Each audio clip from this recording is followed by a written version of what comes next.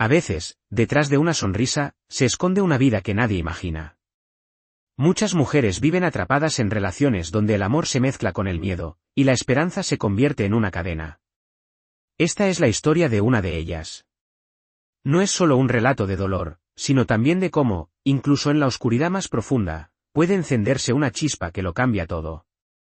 Cuando lo conocí, sentí que el mundo se detenía. Era amable, atento, siempre tenía una sonrisa para mí. Nos conocimos en la universidad, y desde el primer día me trató como si fuera lo más importante de su vida. Me acompañaba a casa, me escuchaba hablar de mis sueños, me hacía sentir segura. Yo pensaba, este es el hombre que siempre esperé. Pasaron los meses y nuestra relación creció rápido. Un día me dio la noticia que cambiaría mi vida. Iba a ser mamá. Al principio, me llené de ilusión, aunque también de miedo, todavía estaba estudiando, y tuve que dejar la universidad para preparar la llegada de nuestro hijo. Él, en cambio, parecía decidido. Comenzó a trabajar más horas, hablaba de cómo construiríamos un hogar juntos. Yo creía que todo iría bien. Pero todo cambió cuando empezamos a vivir juntos, yo ya con el embarazo avanzado. Era como si, de repente, la persona que yo había conocido se hubiera quitado una máscara.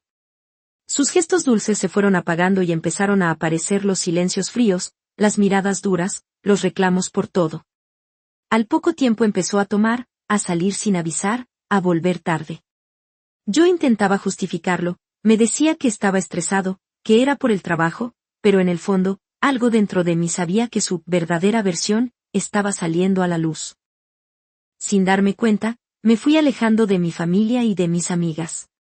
Dejé de contarles cosas para que no se preocuparan, y poco a poco mi mundo se redujo a él, a nuestra casa, y a las paredes que parecían cerrarse más y más sobre mí. Si cierro los ojos, todavía puedo escuchar el eco de su voz, no como una voz, sino como un trueno que retumbaba dentro de mi pecho.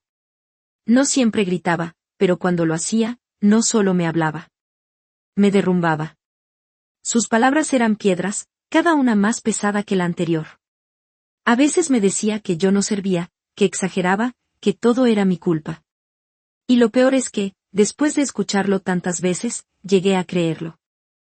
Había días en los que la casa estaba en silencio, pero ese silencio no era paz, era tensión. Era como caminar sobre vidrio, cuidando de no hacer ruido para no despertar su mal humor. Yo vivía pendiente de sus gestos, de su forma de cerrar la puerta, del sonido de sus pasos cuando llegaba tarde. No necesitaba verlo para saber en qué estado venía.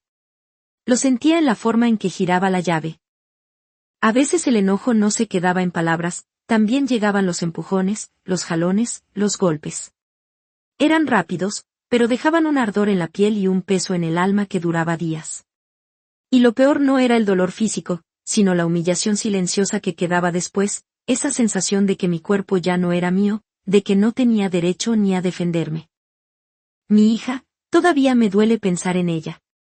Una niña que debería reír, correr, llenar la casa de ruido, aprendió a esconderse detrás de la cortina o a encerrarse en su cuarto cuando sentía que las cosas se ponían feas. Yo la miraba y sentía un nudo en el estómago. Quería decirle que todo iba a estar bien, pero, ¿cómo mentirle así? Ni yo misma lo creía. Por dentro, era como vivir bajo el agua. Escuchaba el mundo, pero todo sonaba lejano, distorsionado. Quería gritar, pero mi voz no salía. Cada día era como cargar una mochila llena de piedras. Las críticas, los desprecios, las ausencias, las mentiras, y, en algunas noches, la peor de todas las humillaciones. Él llegaba borracho, arrastrando los pies, con ese olor a alcohol que impregnaba todo. Y no siempre venía solo, más de una vez lo vi entrar con otra mujer, como si yo fuera invisible, como si mi dolor no contara. Lo hacía en mi propia casa, en el mismo espacio donde mi hija y yo dormíamos. Yo me quedaba paralizada, sin poder reaccionar, como si mi cuerpo se apagara para no sentir. Me preguntaba una y otra vez. ¿Cómo llegué a esto? Como no me di cuenta antes, ¿por qué no reaccioné? Pero la respuesta nunca llegaba, solo el silencio y la vergüenza. En las noches, cuando él dormía, yo me quedaba despierta mirando el techo. Pensaba en cómo mi vida se había reducido a esperar, esperar que llegara, esperar que no se enojara, esperar que un día cambiara. A veces me imaginaba escapando, pero luego me invadía un miedo tan grande que me paralizaba. ¿A dónde iría? ¿Con qué dinero? ¿Qué haría si él me buscaba? Entonces me decía: aguanta un poco más, todo es por tu hija. Pero la verdad es que ya no era solo miedo, era como si me hubiera apagado por dentro. Sentía que caminaba, hablaba, cocinaba, pero ya no era yo. Me veía en el espejo y no reconocía mis ojos, se habían vuelto opacos, sin brillo.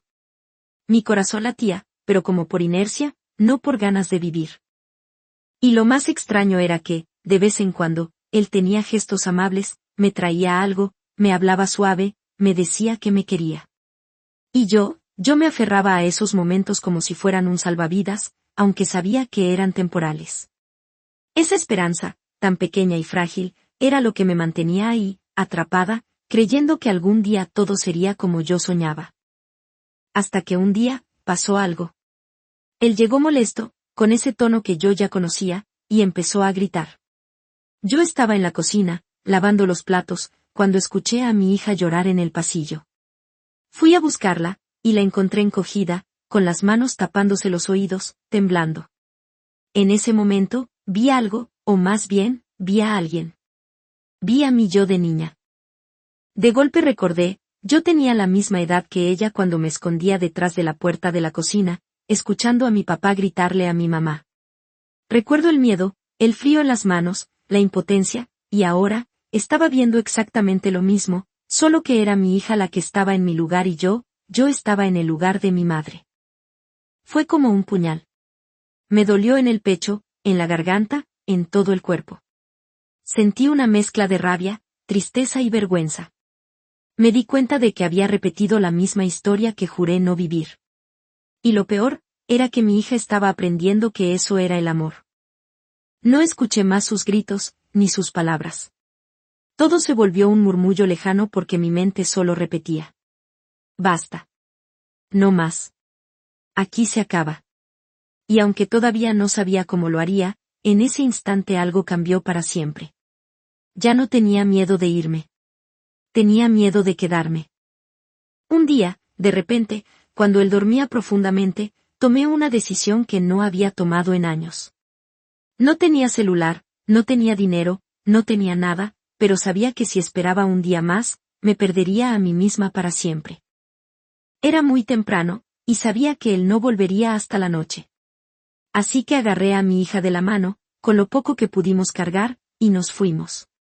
Vivíamos en un lugar alejado, cerca de los montes, y caminamos sin rumbo fijo, atravesando caminos de tierra, escuchando solo el sonido de nuestras pisadas y el latido acelerado de mi corazón. No conté las horas, pero cuando levanté la vista, ya estaba oscureciendo. Finalmente, encontramos un pequeño refugio donde nos dejaron entrar. Allí, con la voz temblorosa, pedí ayuda. Unas personas buenas me escucharon y no me soltaron la mano.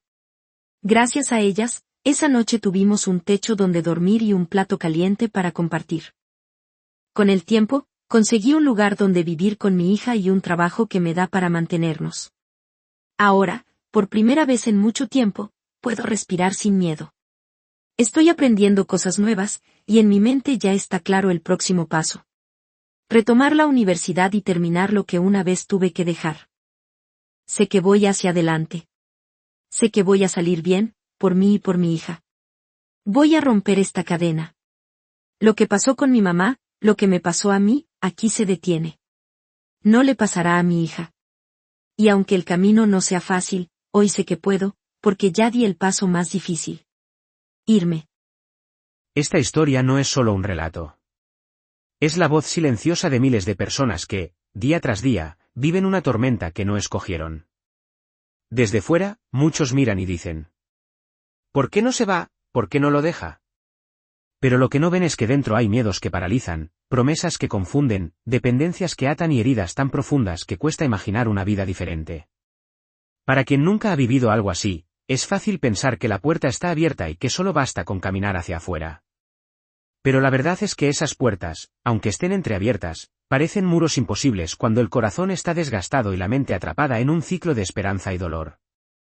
Cada día, muchas mujeres y también hombres, se levantan con la ilusión de que las cosas cambien, de que aquella persona que amaron vuelva a ser quien era al inicio, y ese deseo las mantiene allí, aun cuando el daño sigue. Y mientras tanto, desde fuera, el mundo juzga, sin saber que lo que se necesita no es juicio, sino comprensión, apoyo y una mano que ayude a dar el primer paso. Si esta historia te tocó, si logró que por un momento veas con otros ojos la realidad de quienes viven en silencio, te invito a darle like y compartirla. Tal vez llegue justo a quien necesita escucharla hoy. Suscríbete para más historias que no solo cuentan lo que pasa, sino que buscan abrir los ojos, encender la esperanza y recordar que nadie merece vivir en la tormenta para siempre.